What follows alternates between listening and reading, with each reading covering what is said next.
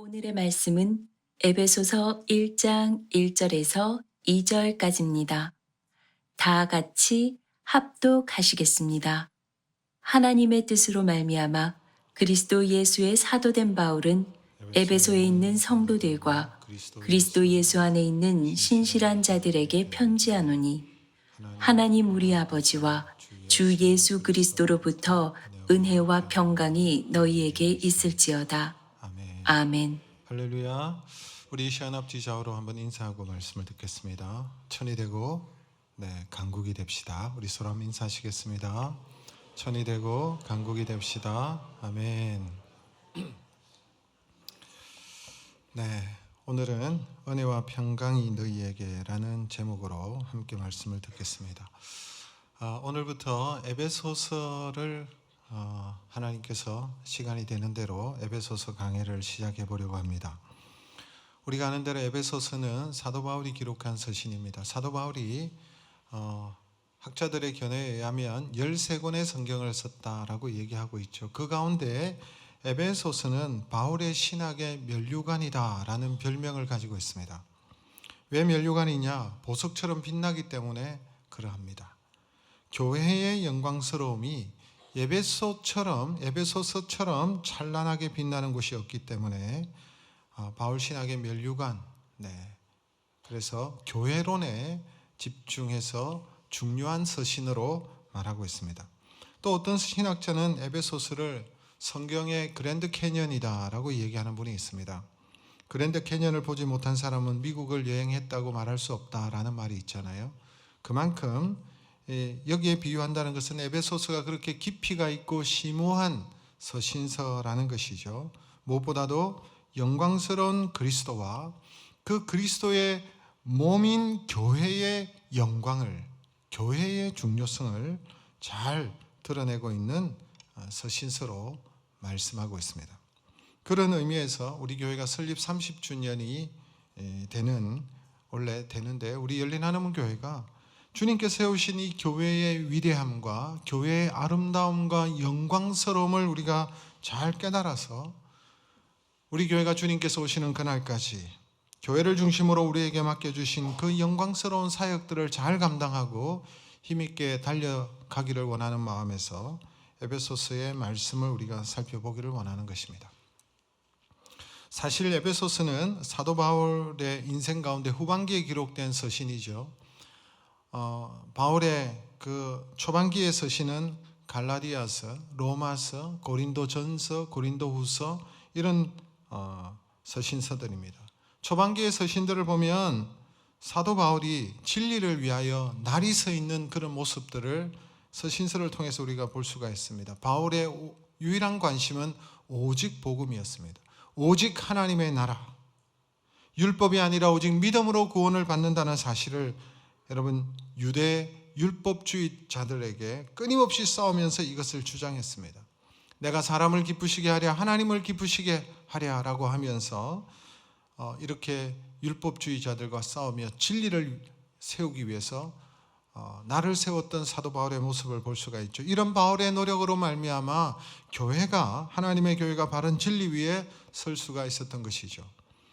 또한 바울은 철저한 종말론자였습니다. 이 세상은 다 지나가고 예수님의 재림과 함께 하나님의 나라가 온전히 임할 것을 고대하고 기다렸던 사람입니다. 그래서 고린도전서에서 보면 처녀들에게도 시집가지 말 것을 권면하는 내용이 있습니다. 지금 시집가고 장가가고 결혼할 정신이 어디 있느냐라는 것이죠. 종말이 가까운데. 그래서 나처럼 혼자 사는 것이 좋다라고 할 만큼 이런 주장을 했던 내용을 볼 수가 있습니다. 그러나 바울의 사역의 후반기에 들어서면서 나이도 이제 노년에 가까워지자 바울의 태도가, 바울의 시각이 조금 달라지는 것을 볼 수가 있습니다.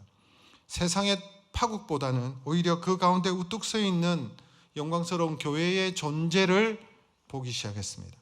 주님께서 언제 오실지는 알 수 없지만 이미 교회를 통해서 주님의 영광스러운 나라가 이 지상에, 이 세상에 침투하기 시작했다는 사실을 보았던 것입니다. 바울의 결혼관도 좀 달라집니다. 전에는 결혼에 대해서 다소 부정적이었다면 이제는 긍정적으로 바뀌는 것을 볼 수가 있습니다. 에베소서 5장에 보면 남편과 아내의 관계를 그리스도와 교회의 관계로 비유할 정도로 부부 관계를 거룩한 관계로 그렇게 묘사하고 있습니다. 여러분, 사도 바울이 왜 이렇게 바뀌었을까요? 바울의 신앙에 문제가 생겼습니까? 그에게 변질이 일어났습니까? 아니지요. 변질이 아니라 발전이요, 성숙이요, 더 통합적인 시각을 가진 것을 볼 수가 있습니다. 젊은 시절에 바울은 진리를 세워놓기 위하여 날이 서 있었다면, 노년의 바울은 그리스도께서 세우신 이 교회의 아름다움, 교회의 중요성, 교회의 영광스러움을 드러내기를 원했던 것을 볼 수가 있습니다. 여러분, 그런 의미에서 에베소서 1장 22절에서 23절의 말씀을 우리 같이 한번 읽겠습니다. 또 만물을 그의 발 아래에 복종하게 하시고 그를 만물 위에 교회의 머리로 삼으셨느니라. 교회는 그의 몸이니 만물 안에서 만물을 충만케 하시는 이의 충만함이니라. 여러분, 무슨 말입니까? 예수 그리스도께서는 모든 우주 만물 위에 계시다라고 말하고 있죠. 예수님께서 부활 승천하시고 난 다음에 모든 위력 위에 뛰어나신 분이 바로 예수 그리스도이심을 말하는 것입니다. 그 주님이 이 세상에 존재하시는데 우주 만물 위에 계시고 만물보다 뛰어나시고 만물을 모든 이름 위에 뛰어나신 분이 이 지상에 존재하시는데 바로 교회를 통해서 존재하신다는 것입니다. 교회는 그리스도의 몸이다. 만물 위에 계시고 이 만물을 충만케 하시는 충만함이 거하시는 곳이 교회라는 사실을 말하고 있는 거예요. 그래서 교회 또한 우주 만물의 정점에 있다는 사실입니다. 지상의 교회들을 볼 때에, 연약한 교회를 볼 때에, 부족한 교회를 볼 때에 우리 눈에 시시하게 보이고 보잘것없는 것처럼 보이지만 그렇지 않다는 거예요. 영광스럽다는 거예요. 위대하다는 것입니다. 만물을 다스리시는 그리스도의 몸인 이 교회를 통하여 하나님께서 놀라우신 사역을 펼쳐나가기 때문에 그런 것입니다. 하나님의 위대한 경륜이, 구속의 경륜, 구원의 경륜이 예수 그리스도를 통하여 완성되었고 이제는 그 구속의 역사가 교회를 통하여 이 땅 가운데 실현되어져 가고 있기 때문에 바울은 그 교회의 영광스러움을 우리 모두가 보기를 원하는 마음에서 이런 기도를 하지 않습니까? 우리의 영적인 눈이 밝아져서 그 영광의 풍성함을 알게 하시고 그 능력의 크심을 알게 해 주옵소서. 에베소 교회를 위하여 기도할 때 그런 기도를 하는 것을 볼 수가 있습니다. 그 교회의 아름다움과 영광스러움을 보게 하여 주옵소서. 자, 오늘은 에베소서의 서두를 우리가 잠시 한번 살펴보겠습니다. 오늘 읽은 1절과 2절은 서신의 문안 인사에 해당되는 내용이라고 할 수가 있죠. 서신을, 이 편지를 보내는 사람과 받는 사람들에 대해서 말을 하고 있고 간단한 인사가 있습니다. 1절에 보니까 보내는 사람은 하나님의 뜻으로 말미암아 그리스도 예수의 사도된 바울이다라고 말하고 있죠. 바울이 이 서신서를 보내고 있고요.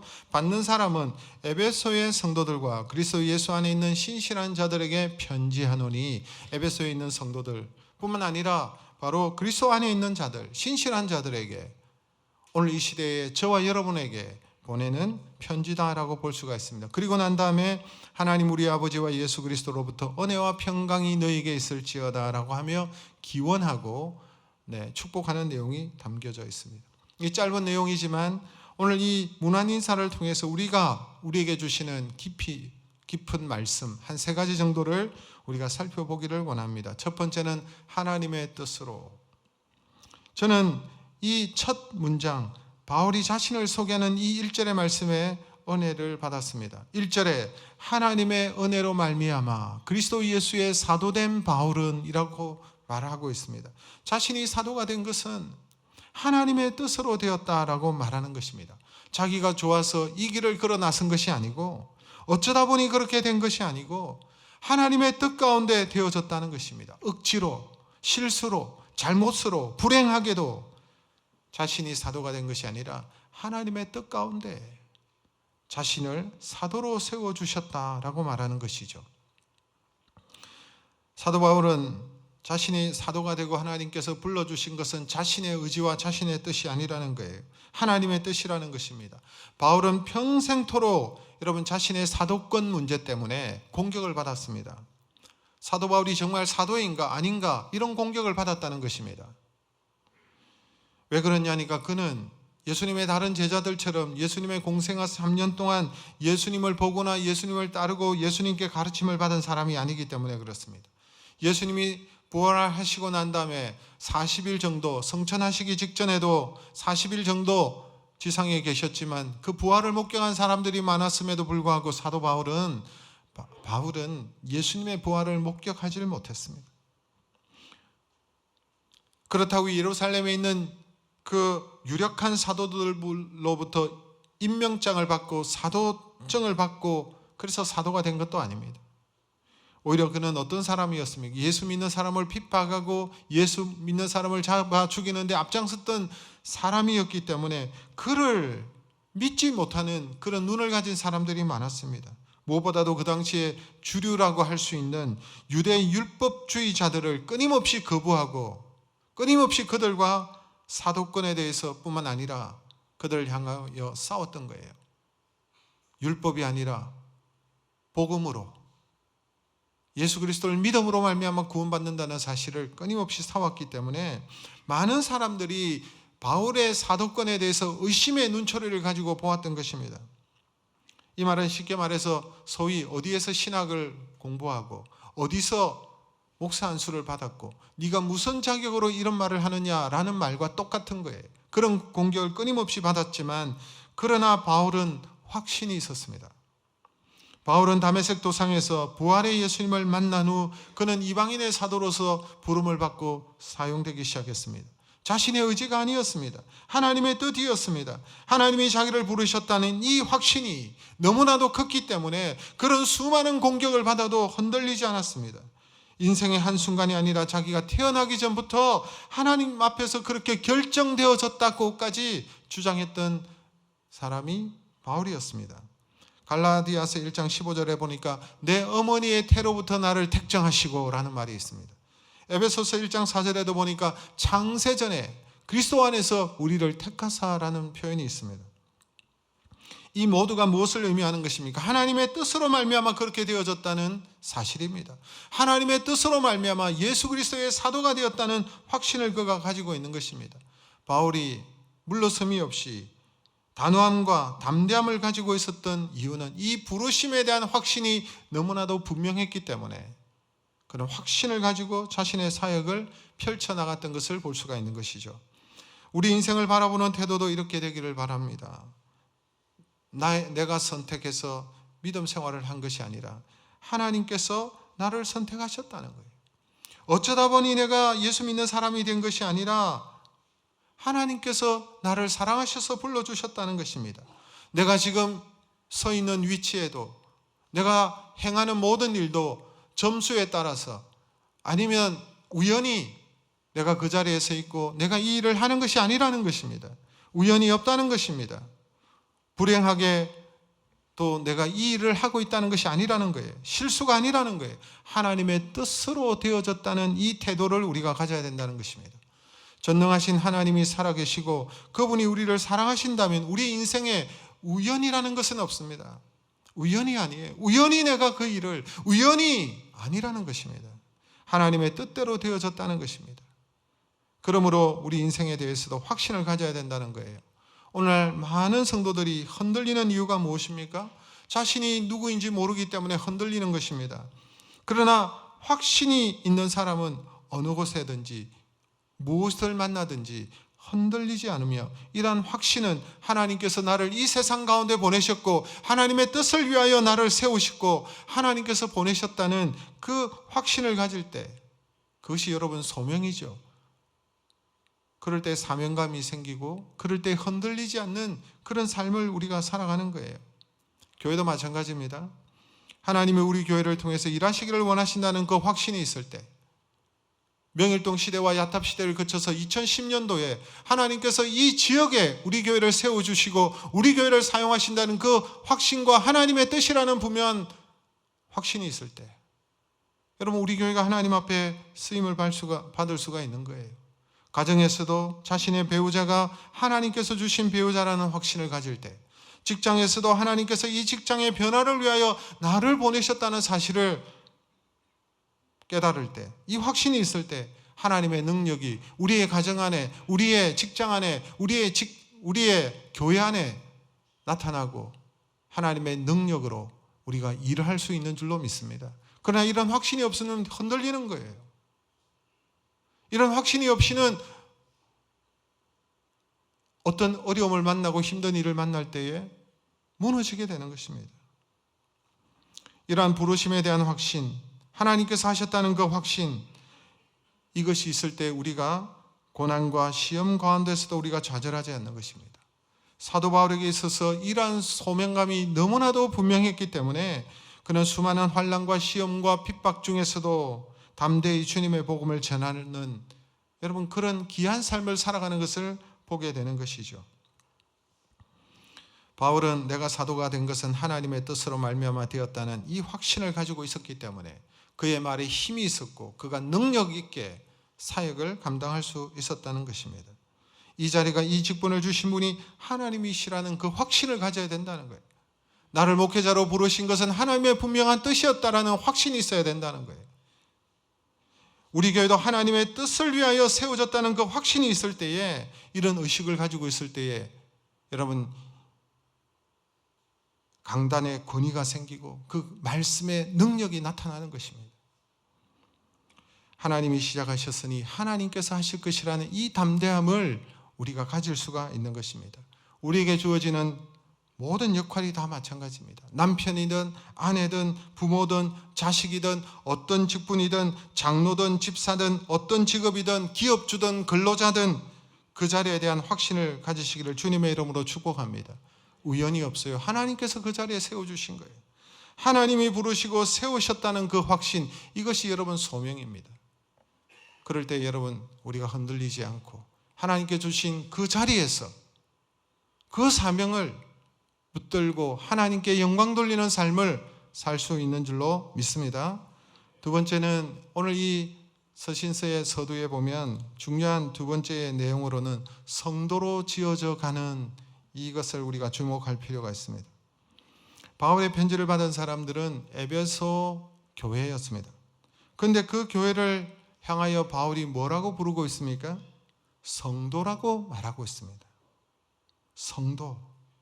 성도라는 말은 세인트죠. 거룩한 자들이라는 뜻을 가지고 있습니다. 여러분, 성도라는 말이 오늘 이 시대에는 교회 다니는 사람이 성도다 이런 표현을 할 때 자연스럽게 그냥 익숙하게 받아들여지지만, 사실 여러분, 성도의 뜻을 생각한다면, 거룩한 자들이라는 뜻을 생각한다면 여러분 부담스럽지 않습니까? 여러분, 우리가 정말 거룩한 자들입니까?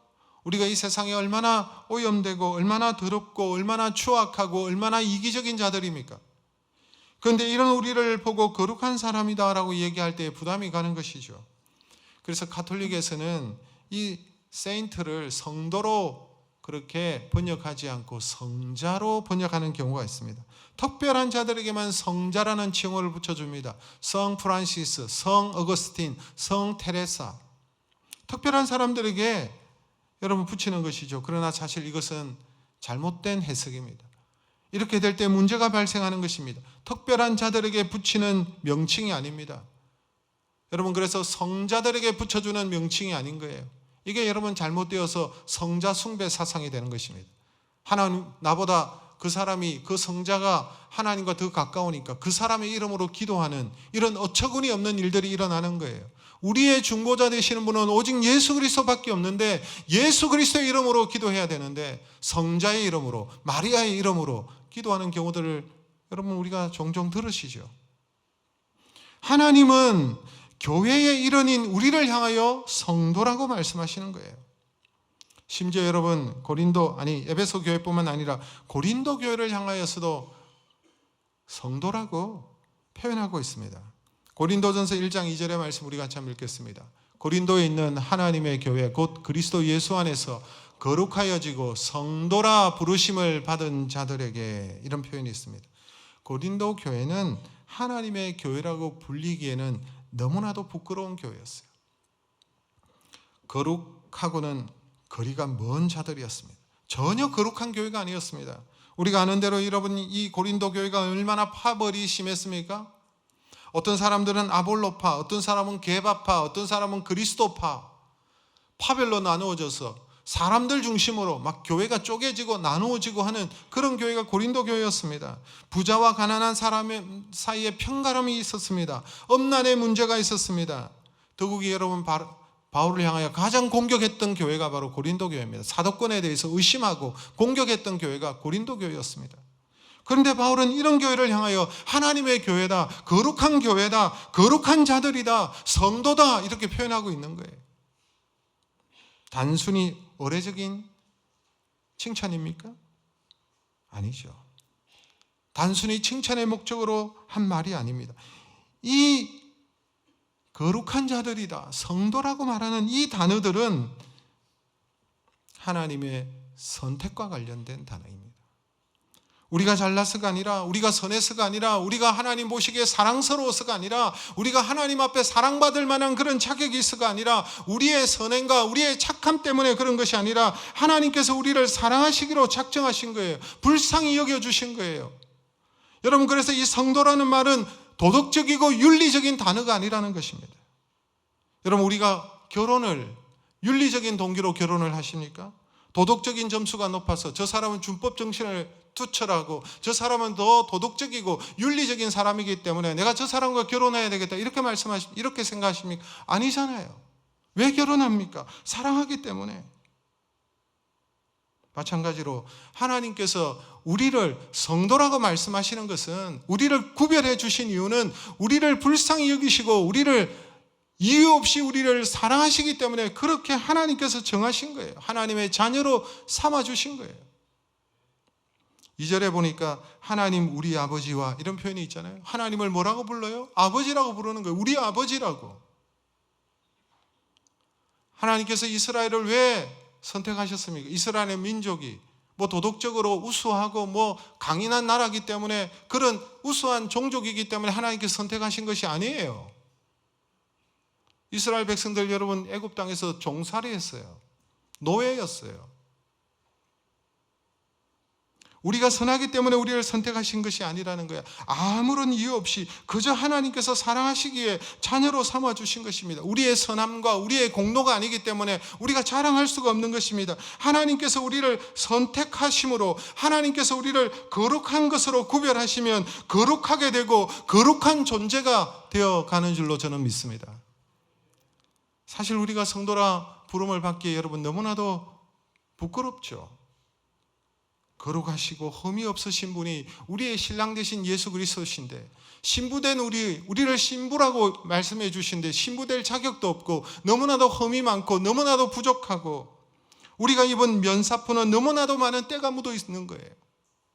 그러나 그렇다고 여러분, 신부가 아닌 것이 아니에요. 면사포에 때가 많이 묻어 있어도 신랑이 마음에 들어 하니까요. 신랑이 그냥 내 신부로 받아들이니까요.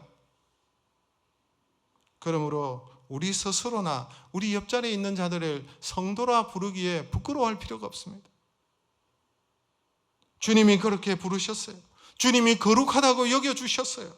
우리를 신부로 여겨주시는 거예요. 그리스도께서 우리를 위하여 우리를 그렇게 받아주셨다면 우리도 그것을 인정해야 되는 거예요. 만약에 이 사실을 받아들이지 않는 것은 불신앙입니다.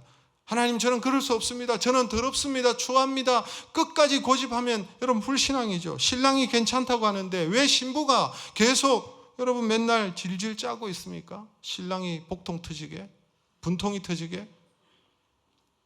우리를 그렇게 받아주시는 거예요.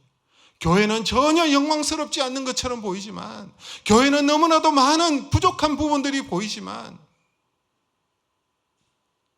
주님께서 신부로 여겨주시는 거예요.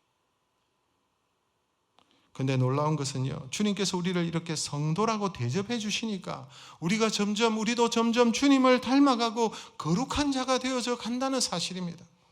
천하고 부족하고 자격 없는 자라 할지라도, 그런 여자라 할지라도, 그런 부족한 자라 할지라도 이뻐하고 사랑하고 꾸며주고 내 아내로 여겨주면, 신부가 되면 점점점 달라지고 더 그렇게 아름답게 변화되어져 가는 것을 보는 거예요.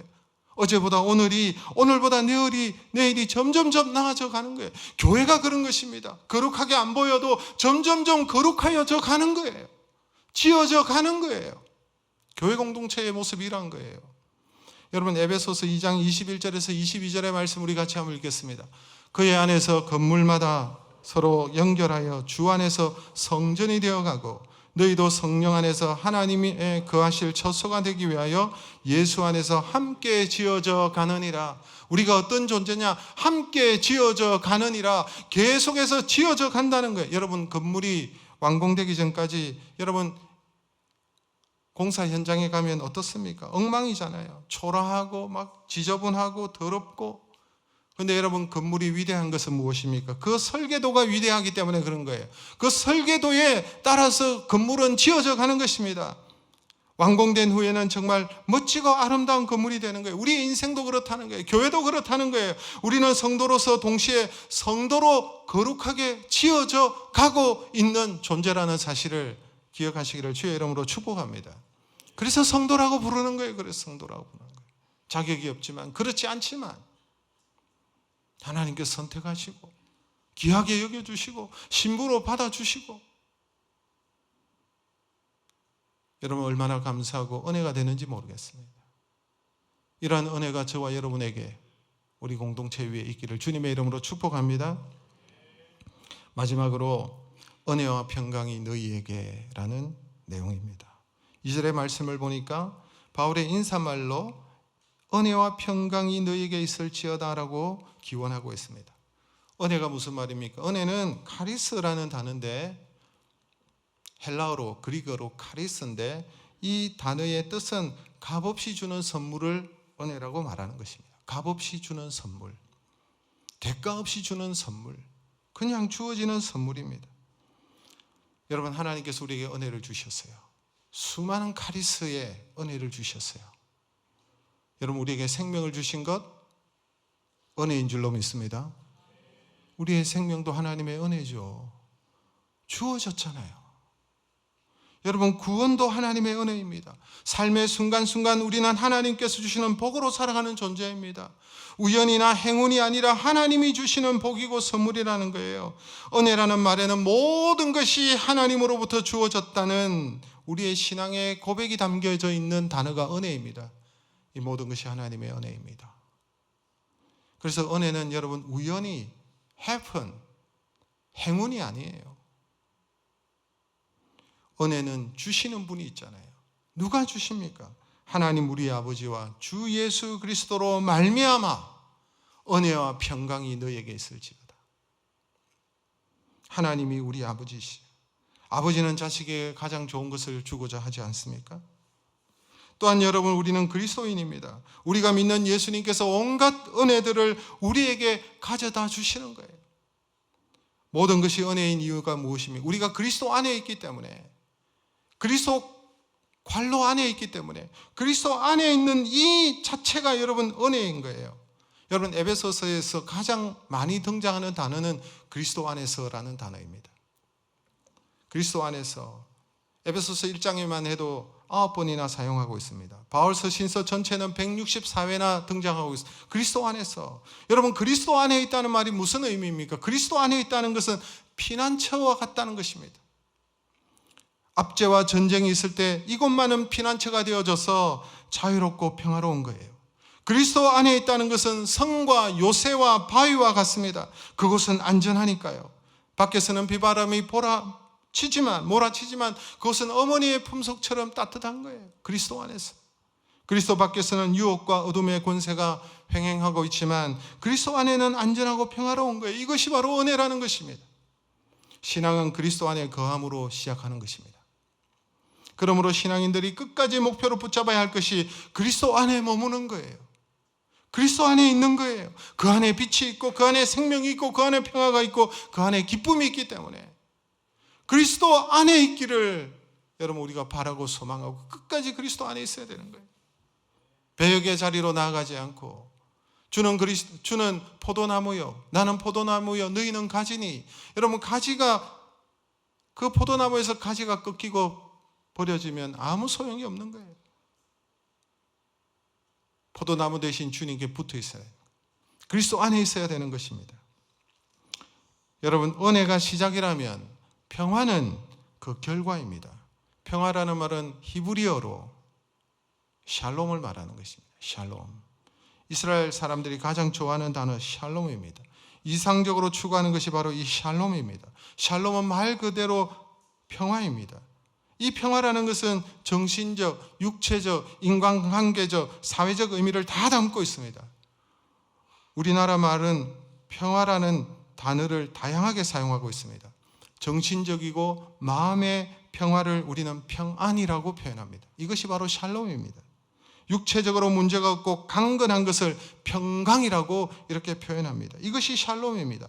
인간관계에 갈등이 없고 조화로운 것을 화평이라고 표현하는데 이것이 바로 샬롬입니다.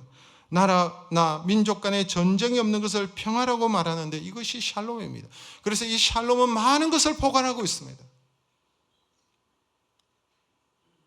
우리 하나님 아버지와 예수 그리스도로 말미암은 은혜와 평강이 너희에게 있을지어다. 그리스도 안에 평강이 있는 거예요. 우리에게 가장 필요한 것이 무엇입니까? 바로 이 평화이지 않습니까? 우리 사회에 평화가 필요하고, 교회의 평화가 필요하고, 가정의 평화가 필요하고, 시끄러운 내 마음이, 지옥 같은 내 마음이 주님께서 주시는 평화가 필요하지 않습니까? 하나님 우리에게 이 평화를 주시기 위해서 오셨습니다. 우리에게 이 평화를 주시기 위해서 예수 그리스도를 보내주셨습니다. 그리스도는 평화 자체이십니다. 하나님과 인간 사이에 가로막혀 있는 넘을 수 없는 이 죄악의 담들 때문에 하나님에게 우리는 원수와 같은 자고 우리는 멸망할 수밖에 없는 존재였지만 예수 그리스도께서 오셔서 하나님과 우리 사이에 있는 이 죄악을 무너뜨리시고 담을 허물어뜨리시고 하나님과 우리의 관계를 화평케 하셨어요. 이방인과 유대인이 섞일 수 없지만 그러나 그리스도께서 오셔서 인간들의 막힌 담을 허물어 주셨어요. 주님께서 오신 이유, 주님께서 십자가에 달리신 이유, 우리에게 평화를 주시기 위해서 행하셨습니다. 주님은 이 평화가 우리에게 임하기를 원하고 우리가 누리기를 바라시는 거예요.